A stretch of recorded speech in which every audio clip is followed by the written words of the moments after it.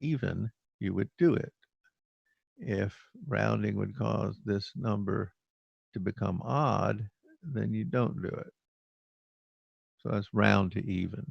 In binary, since we only have two choices, 0 and 1, if we wanted to round to the second position after the point, this is below halfway. Halfway is now 1, 0, 0. So you round down. This is above 1, 0, 0. So you round. This is exactly halfway. So if I round into this position and add a 1 in there, that would give me a 0, which is even. So I will do it.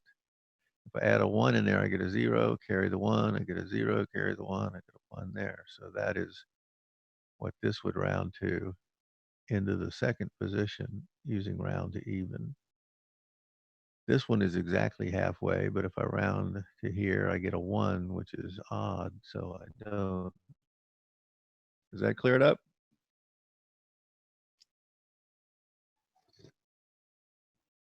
Okay.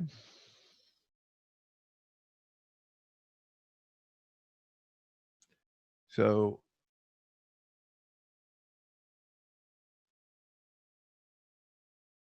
we want to look at our floating point multiplication. We looked at addition and the properties of that, and we looked a little bit at multiplication. And just like addition, you can create something that you can't encode. It's too big or too small, overflow. Only you have a lot more opportunities to do that in multiplication than you do in addition. So what goes on is you have to think of doing the computation in some extended precision, which in the case of the Intel processor is going to be an 80-bit representation internally when it's actually munching the numbers. And then you want to take that thing and shove it into the 32 or the 64-bit representation if it'll actually be representable. So if you have the overflow, you'll get these infinities, positive infinity, negative infinity. And you can have overflow and you can not have overflow. And then you also do the rounding, right, when you get through. So even if it'll fit with the proper exponent and everything, then you got to round into that last bit position, and that rounding happens just like we just looked at. So if you had that extended precision of the 80-bit thing and you're looking at those bits that you're going to get lopped off, you're rounding into that rightmost bit that'll fit. In the 32-bit representation, you got 23 bits there. In the 64-bit representation, you got the 52 bits. So it's rounding into that last bit position. It is possible that when you do the rounding, that'll ripple across all the way to the left and cause you to have to readjust the um, exponent value. And then it is possible when you add 1 or subtract 1, whatever it is, I guess it would always be add 1 in the case of rounding, that you could then force it over the edge and not be able to represent the exponent properly. So you get two chances to blow the thing up. When you actually did the multiply, and then when you did the rounding, you could also cause overflow to happen. So in any event, if none of that happened, and then you just round into the last bit position, then you get the result. If you have the overflow, you'll get the positive infinity or the negative infinity. So we got to ask, is this multiplication closed under addition? So does it behave like our groups that we had when we were looking at the integers behaving like abelian groups? Does it behave like a group? Well, no, not really, because um, it is kind of closed under multiplication is the one I want. So, well, yeah, look at addition first. Is floating point add closed under addition? Kind of, but you have these overflows that generate infinities and possibly not a number. So with that caveat, it's kind of closed under addition. You're getting a value back that's in the same set you started out with. Is it commutative? Yeah, A plus B is B plus A. Is it associative? No. And that's kind of strange, right? Because in math, the reals certainly are associative. These aren't really behaving exactly like the reals. There's this little finite approximation. So due to overflows and inexactnesses of roundings and things like that, it's not always the case that A plus B plus C, do the A plus B first and then add the C, is the same thing as do the B plus C and then add the A. Suppose you had two really whopper big numbers in A and B that would cause overflow to happen. But C is some negative number you're adding in. Well, if you did the B plus C first and then did the add to A, maybe it wouldn't overflow. But if you did the A plus B first, it would overflow. So you see, it's not behaving uh, associatively. Also, because of what happens with the rounding, you could get slightly different result doing the A plus B, then adding the C, as opposed to doing the B plus B and then adding the A. So it's not, so if it does have a zero additive identity, that works out good. And it has inverses, except once again for these crazy pushing things into the overflows, infinities and out of numbers. So it isn't quite behaving properly to call it uh, an abelian group like the integers behaved like. Does it have this implicit thing that we assume that the reals have in the math book? Well, does it have this, if A is greater than or equal to B and I add some C to both sides, is that result hold true? That's monotonicity, right? Well, yeah, kind of, once again, except if you created overflow here, then it isn't really behaving like that. So it's kind of got that property. Same thing going on with the multiply. It's kind of closed under multiplication, but once again, you got the overflow, so it's not exactly closed. It is commutative. A times B is B times A. It is not associative, just like the addition is not associative for the same reasons. It does have a identity. The one is the multiplicative identity, and it doesn't distribute over addition because when you do the things, you could create overflows. So you could get a different value once again if you try to, you know, multiply something times two things added together. Well, add them together first, then do the multiply. Might be slightly different from multiply times the first one and multiply by the second one and then add those two results together. So it's just because the same behavior of not being associative, it doesn't distribute over addition either. So it doesn't quite behave like the reals behave in our math book. And you have to realize that when you're writing scientific calculations and doing a bunch of crunching a bunch of equations, you have to do them in a very careful order to avoid these pitfalls that come up when you create the overflows and that sort of thing, right? So those are the properties. Now, how do we do floating point at C? Well, we got two flavors. We got floats and doubles. Floats are our 32-bit representations, and 64-bit is the double. And so then what happens when you start moving things around between ints and floats and doubles and those sorts of things? What's going to happen? When we moved ints and unsigned ints around, it didn't change the bit representation. We just changed the way we were interpreting it, right? But when we move things around between these floats and doubles, it does change the bit representation, right? The bit representation, as you realize now, for the number one as an integer in 32 bits doesn't look like the bit representation for the number one as a 32-bit floating point number, right?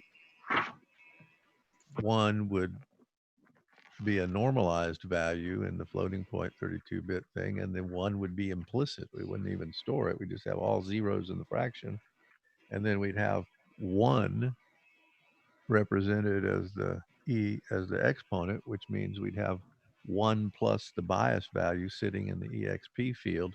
And that doesn't look anything like a bunch of zeros with a 1, right? So they have different bit representations. So when you move between the different types now, casting between these different types, you are changing the bit patterns to get the proper thing in the other one. And a lot of times it isn't going to fit. If I move a float, which is a 32-bit thing, into an integer, well, I've got 31 effective positions of precision in the int here, and the fractional part in the 32-bit float is 23 bits long. So that's not going to cause me any problem when I move it over into there, other than the fact that if I had a really big EXP exponent value, I could create something that would, be too big to represent in my 31 bits of precision there. So I could get something different when I put the float in there. I could get some truncation overflow stuff. So it's going to put the double in the int. Well, now I got serious problems because the double has 52 bits of precision in the fractional part, and I only got 31 over here. So I could have a lot of things I could represent with my double that won't come up with the right representation when I put it into the integer. So the truncation of the fractional part for the double to the int is kind of like round towards zero. But you can also have things meaning the number's way too big to represent in 31 bits. So that's like a truncate with a mod possibly happening to you. If I go from int to double, I got no problem, right? Because I got 31 bits of precision here. I got 52 here. So anything you can put in an int, I can represent in a double.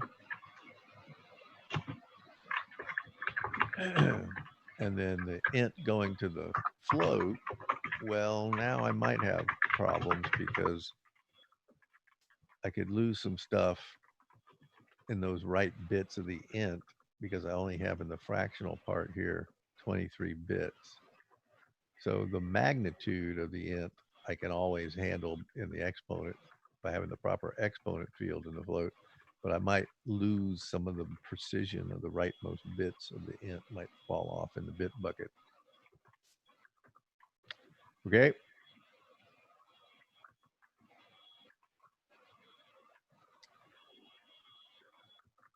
I think Mitch and Prob have their mics on. So, and also Derek seems to have his mic on. So, any questions about this moving things around? So then we get these little puzzles to deal with. We'll look at those. We'll do a few of them. Won't do all these.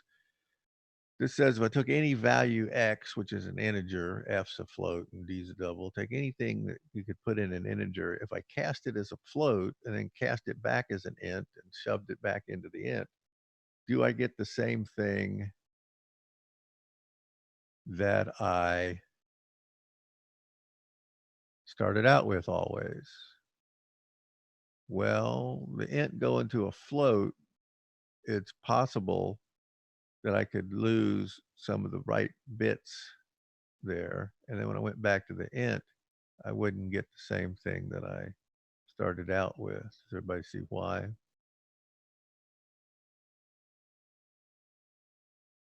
So then if I take x and I put it in a double, well, that always fits. And then I cast it back to an int, I'll always get the same thing back I started out with. So that one wouldn't hurt anything. If I took a float and put it in a double, that'll always fit. Then I went back to the float, that would always fit. So I'd get f back.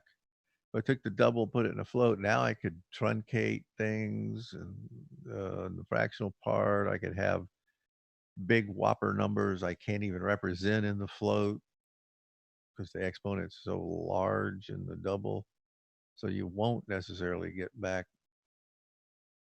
when you put it into the double what you started out with in the double.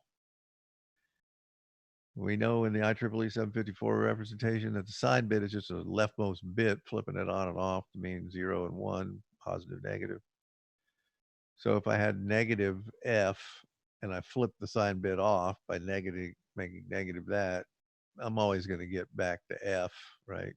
Flip the bit on, flip it off. It doesn't affect the representation of the rest of it. So this will always work. So we can work these on and on, but I think you get the idea that you have to watch out when you're moving between these things if you get some sort of truncation going on. So the summary is the IEEE floating point has the nice, clear mathematical properties that we want it to have. That was the overriding consideration when it was designed, not can we implement this quick in hardware. And it has these numbers of the form MX2E.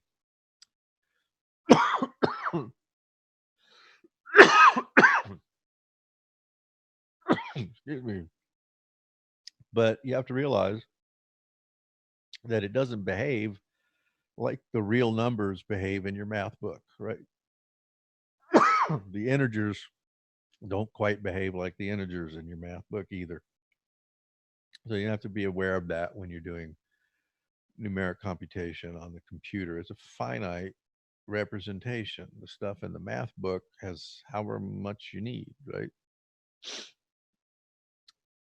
So, any questions about floating point numbers, how they're represented in the computer? What happens when you play with them and see?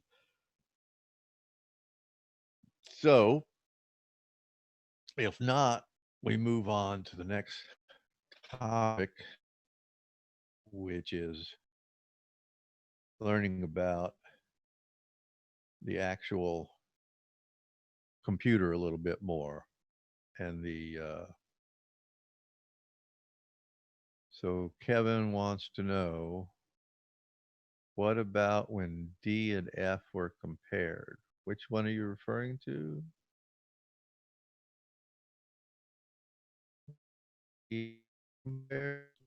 So this one here, is that the one you're after? Okay, if I take a double and I cast it as a float, what could happen? What bad could happen to me?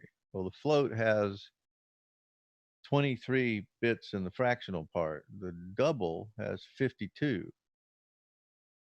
So if I had a bunch of bits out there past the 23rd bit of the fraction, they're going to get lopped off when you turn it into a double, right? Also, the exponent has a lot more range in the double. It has 11 bits versus 8 in the float.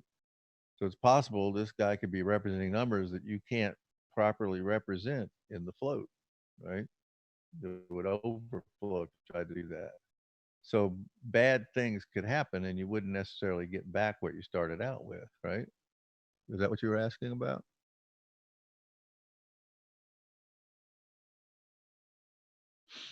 Okay.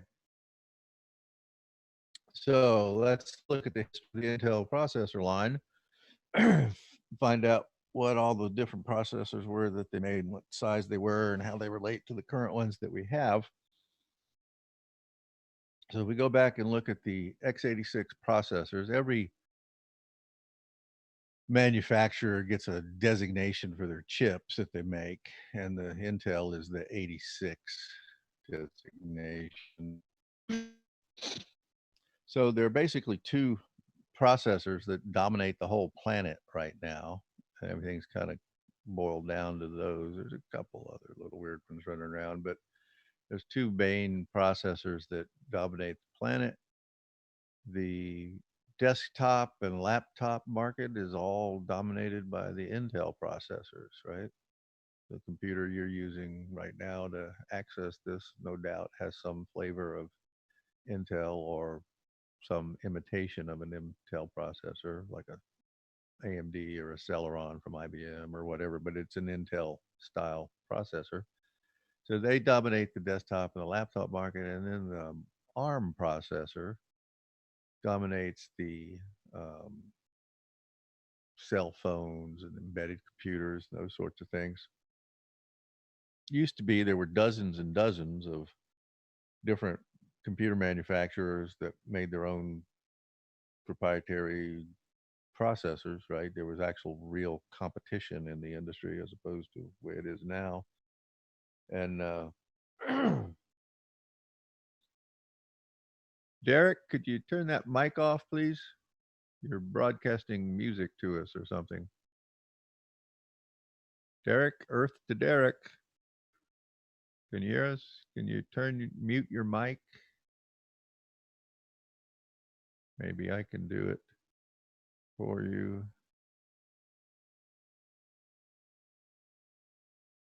I did it for you. Okay, so anyway, the Intel processors are what we call a CISC processor. And CISC stands for Complex Instruction Set Computer.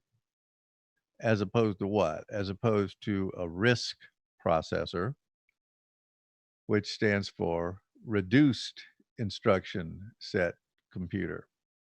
So the debate, which kind of raged on around the 1980s, it was sort of theoretically settled in the 1980s as to which is the way to go, theoretically at least.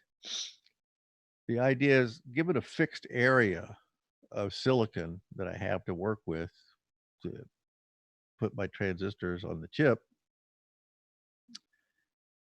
what would be the best use of that fixed area? Would it be use a lot of my area for transistors that are implementing a whole bunch of different instructions, some of which, are pretty complicated instructions that do a whole bunch of things in one instruction, and then have not a whole lot of room left over on my silicon area to have my register set so I get fewer registers? Or would it be better to have a reduced set of instructions that don't have any really massively complicated addressing modes or things like that, and have a lot of room left over to have a whole bunch of registers to hold things? Now, the sort of hidden thing that you may not tune into here is that when I have a reduced set of instructions, we're going to see later how the instructions are moved through a thing called the instruction pipeline. And it's much easier to figure out how to optimize that instruction pipeline when you have fewer instructions to deal with and no really complicated long instructions to deal with.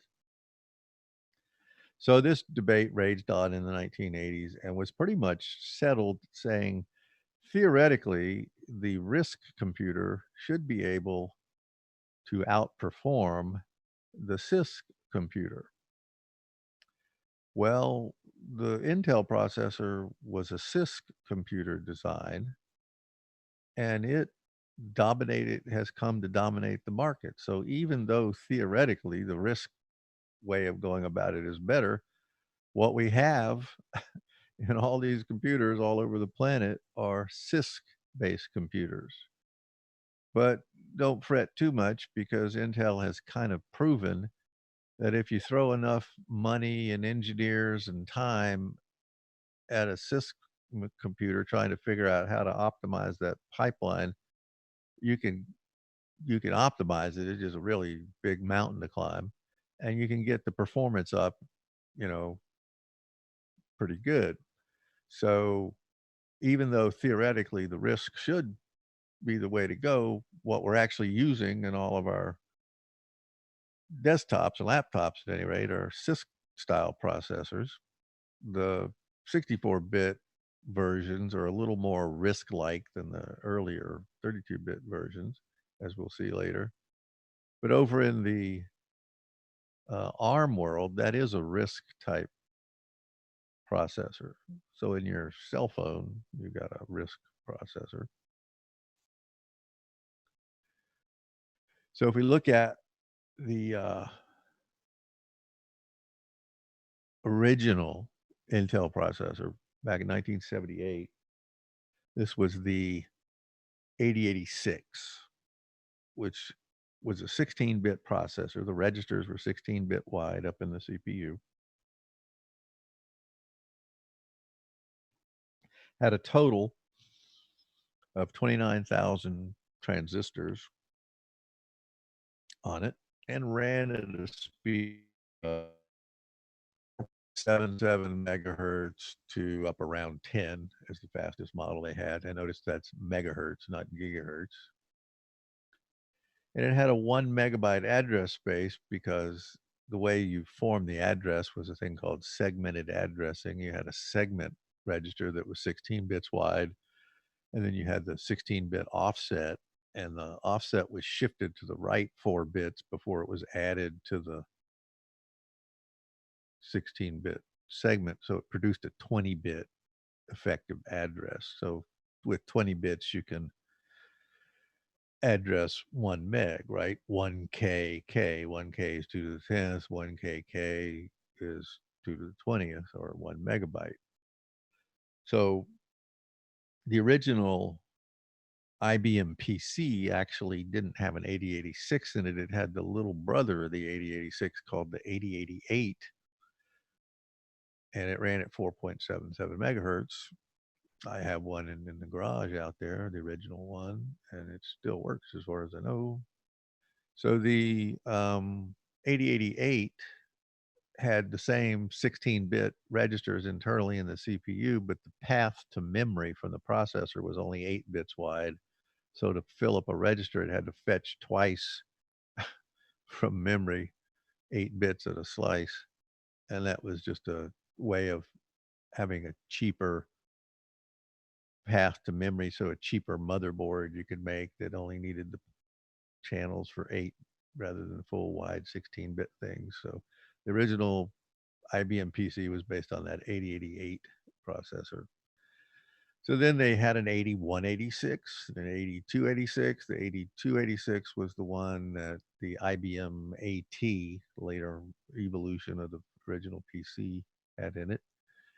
And then they had a real big breakthrough here in 1985 with the 8386. So the 8386 was the first one that they built that was a 32-bit processor, and a whole bunch of additions and fancy things got added to make it more like the kind of things that you had on a real mini computer or a mainframe computer. It had what we call a flat addressing mode, where you didn't do this add to segment register to an offset to get a 20-bit address. You had just full 32-bit address, right? And so you could just address, a bunch more memory than you could with a 20-bit address, right? How many how many bytes of memory can I address with a 32-bit address? Does anybody know? 4 gigabytes, right? 30 bits would give me a gigabyte, and the 2 extra ones gives me 4. So 4 gigabytes you could address with this guy, as opposed to 1 megabyte. So in addition, it had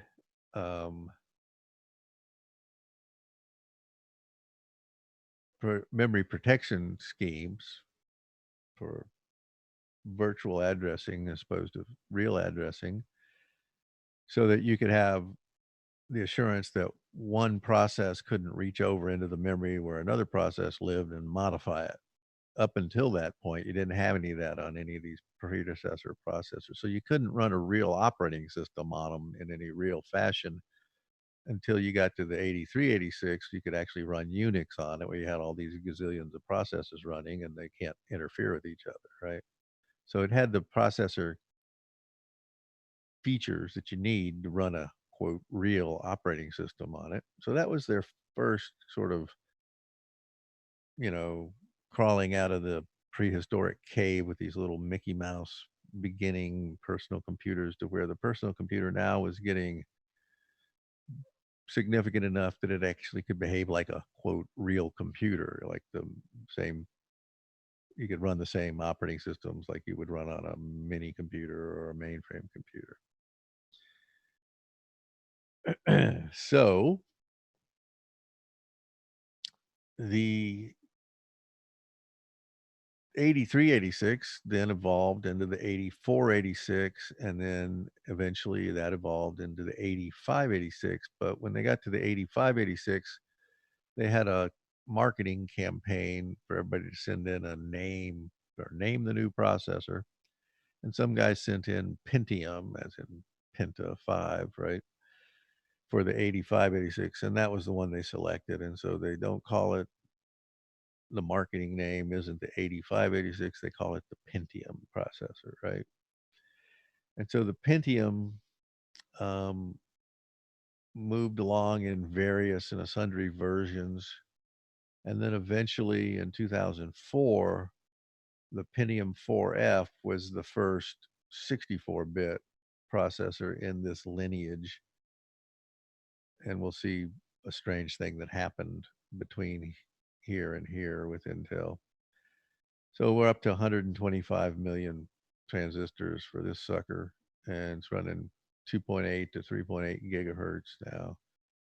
The Core i7, which is our poster child for this course, that's the processor we're doing all of our work on, first showed up in 2008, 731 million transistors on it, and has evolved over the last dozen years into different models of the Core i7. There's a lot of other lines of Intel processors like the Xeons and the Knights Landings and all those other, there's other flavors of 64-bit Intel processors. But the one we're going to study is the Core i7.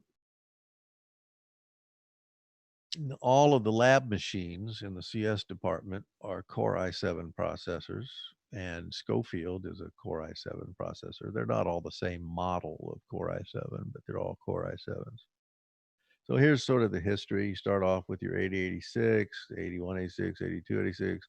Then you get to your from the 16-bit world into the 32-bit world of the 386. And that was designated, we refer to that as the IA32, the Intel architecture 32-bit. Sometimes you'll hear x86-32 or IA32.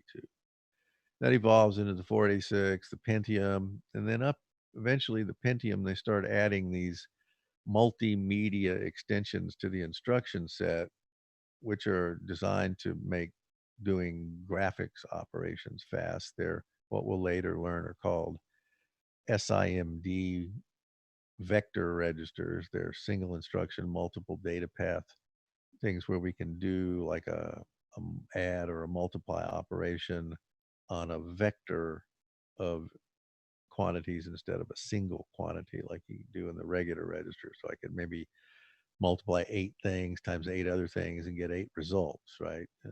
So those are these vector registers for doing, primarily motivated by doing data parallel operations that you do in graphics type things, right? So they kept changing the marketing name for what these vector registers were. It was originally MMX, and then they changed it to SSE, which is SIMD streaming extensions, right? So now they're talking about video streaming. It's another graphics type considerations, right? And then it evolves into version 2, version 3, and eventually there's a version 4 down here that comes later. But this is the first 64-bit processor in this lineage that they made. It which originally had the horrible name Extended Memory 64 technology, which nobody ever used. They just called it x86-64, like x86-32. And these are your Pentium 4Fs, Core 2 Duo, Core i7, Xeons, all those kind of processors. The 64-bit ones are the ones that you have in your computer, unless you have a really, really old computer.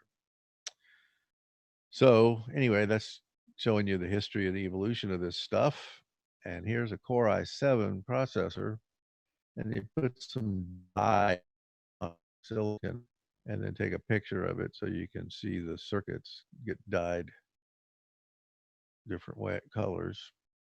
And so the Core i7 has 4 cores in it, right? The 4 cores are sitting there, and you notice they're identical things, although the ones on this side are flipped over mirror images of the ones on the left. And then you got a bunch of other rod in there that hooks it to the memory controllers and the caches. There's 3 levels of caches on this thing: L1, L2, and L3 cache. We'll go through all that. So that's the picture of the thing. And the original one had 731 million transistors that you're looking at. And now they're up over billions of transistors for the newer versions of this. So it added a bunch of things, multimedia operations, do 1, 2, 4 byte data on both integer and floating point things. Added some conditional branch enhancement with doing conditional moves that we'll look at later.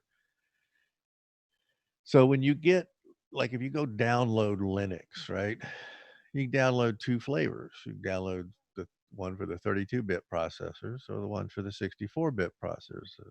But what you got to realize is that if you get the 32-bit flavor, you're getting an operating system. The instruction set is limited by the instruction set of the original 8386 processor from back in 1985.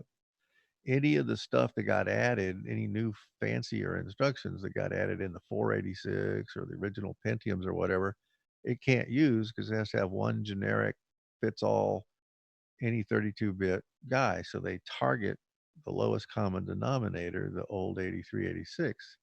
If you get the 64-bit version of Linux, it'll say AMD 64, and we'll explain why in a minute, but it's targeting the lowest common denominator of the original 64-bit processor.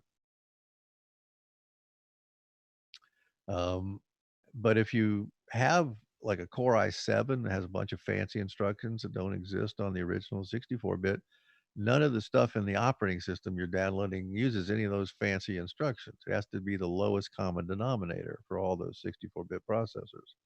If you take the source code for the operating system and you recompile it and target some specific processor, then you'll get all the opcodes that that processor knows how to use, and you'll get a more efficient, faster version of the operating system targeting that specific processor. But the generic ones you download have to be the lowest common denominator, the old 1985 or 2004 versions of the instruction sets. So hopefully you realize that.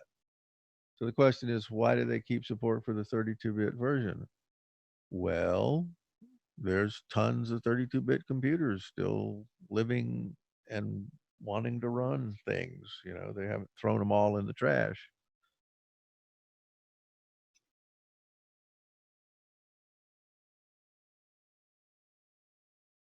So if you want to know more about this, you can go to these sites, microarchitectures for the Intel site. So here's this strange story that happened. Intel, when they had their Pentiums, their 32-bit Pentiums, they wanted to build a 64-bit processor. So they entered into this joint project with Hewlett Packard to build a new 64-bit processor. But they said, well, we're not just going to, evolve the 32-bit guy into a sort of a logical way to extend it into the 64-bit guy by making the registers wider and et cetera, et cetera. We want to start over from scratch and build a whole new instruction set that we think we can optimize better for our 64-bit processor. And they did, and that's where this IA64 designation comes from. Notice we don't call this guy an IA64. He's not, right? And this is the reason for it.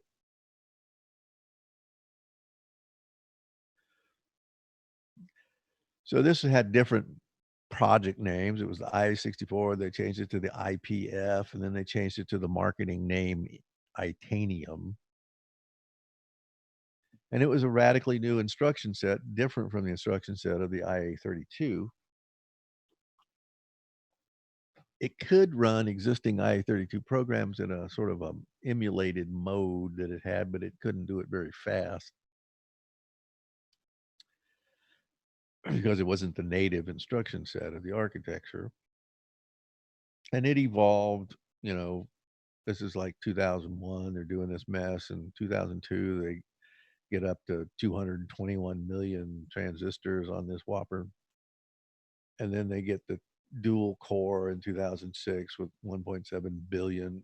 But it never really took off in the marketplace because it wasn't really a decent backwards compatible thing with all the existing 32-bit code base. It really sucked when you put it into the simulation mode. That wasn't really the native instruction set. And so people really, there weren't really any decent compilers that produced decent fast code for the Itanium. And so nobody was really getting on the bandwagon with this processor. In the meantime, AMD historically, like other companies, IBM, et cetera, have built Intel compatible processors. They had to pay a royalty for every chip they punched out to Intel for implementing their instruction set. But that was okay. They had a little niche in the market, and they usually followed behind Intel with processors that behaved exactly like the Intel processors. They were slightly slower, maybe, but they were a whole lot cheaper. And so a lot of PCs started getting built with the AMD processors on the motherboards rather than the actual Intel processors. So then another thing that was happening around this time was Digital Equipment Corporation, which was a real big dominant player in the mini computer era, back when computers were the sizes of washing machines and refrigerators. They had a computer called the VAX that was a really dominant mini computer in the market. It ran an operating system called VMS. And then when the microprocessors started getting more and more powerful, the mini computer market started drying up. And these companies, didn't have the foresight to try to launch something that competed in the microprocessor market. I always tell my students over and over again that in order to get to be the CEO of a big corporation, you really don't have to be all that intelligent or all that have all that much foresight into the future. You just have to get the job, right? And so you see examples endlessly of these people that are running these big corporations that are just sort of blind to what's going on around them in the world, and their companies disappear. So DEC was, you know, in its death throes because the mini computer era was over and they hadn't effectively computed in any other. They had a thing called the LSI 11. It was a little microcomputer, but it didn't really ever make much headway. So, anyways, the people that wrote the VMS operating system, they all kind of got bought up to go down to Boca Raton and work on this project IBM and Microsoft were working on jointly called OS2. It was going to be the new operating system to replace DOS, and be a real operating system, multitasking and all that kind of stuff using these newer processors that could support that sort of thing. And eventually Microsoft and IBM kind of parted their ways, and IBM kept doing the OS2 thing, and then Microsoft decided to create Windows as their successor operating system rather than stay part of the OS2 project and all the craziness that ensued from that. And then that was the software guys. Well, the hardware guys that were at DEC that had been making these processors that were in the VAX, designing all that stuff, a lot of them got bought up by AMD, Advanced Micro Devices. And so they got put on this project to say, oh, well, let's come up with a way we can come up with a evolution, a natural evolution of the x86-32 into the 64. We'll just make all the registers wider. They ended up adding another set of registers and all the opcodes and instructions that if you were doing things on 32-bit things, just use the right part of the 64-bit registers. And so everything seamlessly all the 32-bit code could just run on this version of a 64-bit thing, but you could also have new instructions that operated on 64-bit wide data if you wanted. And so it was just sort of a natural evolution out of the 32-bit thing rather than a complete from the ground up redesign like the Itanium thing Intel was doing over there. And so eventually, you know, AMD comes up with this thing that we call the AMD 64, which is the natural sort of evolution of the IA32 architecture. Intel's over there spending a lot of money and banging their head against the wall on this IA64 thing, this Itanium thing. And then eventually they just had to admit they screwed up, made a mistake, that the market just didn't want their Itanium thing. And so they turn around and make something that is identical or behaves just like the AMD 64 processor. So that's where this x86 64 thing comes from. That's why we don't call it IA64. That's the Itanium thing. So you got the IA32, but the 64-bit version in the Intel world is the x86 64. They originally had that, you know, EM64T designation, and everybody said, well, that's stupid. We're not going to say that. We're just going to say x86 64. A lot of times you'll still see people referring to it as the AMD 64. And when you download Linux, that's what it says, get the AMD 64 version for your 64-bit processor, right?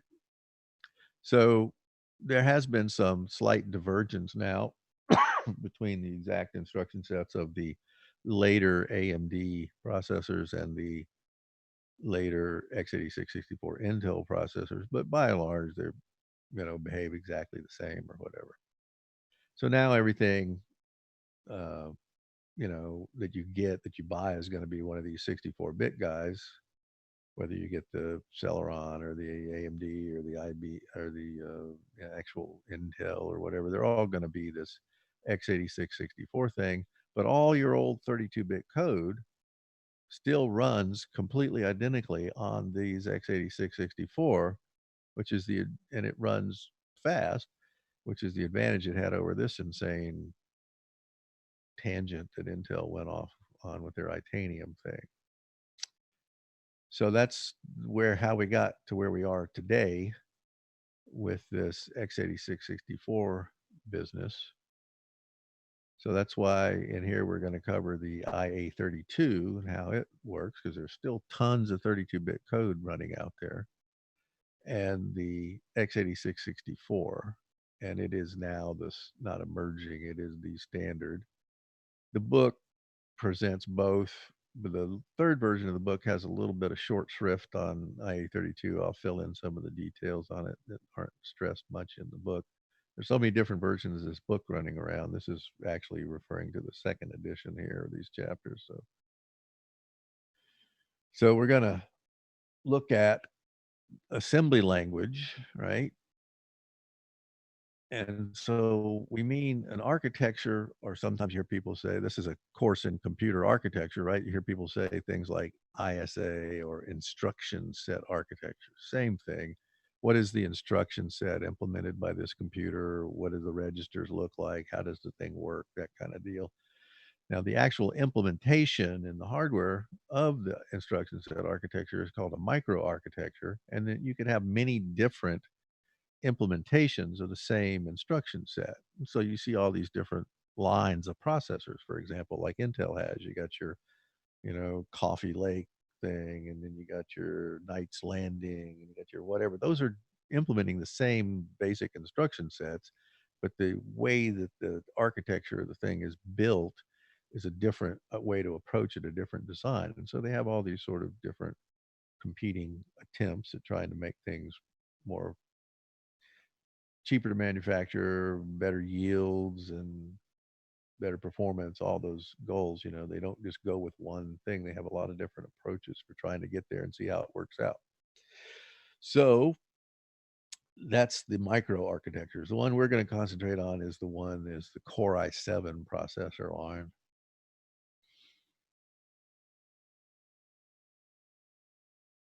So we're about out of time, and we'll pick up here tomorrow and start looking at some basics of assembly language and how it relates to the structure and architecture of the processor. So don't get behind on your reading. You should be up through around 200 pages of the book now.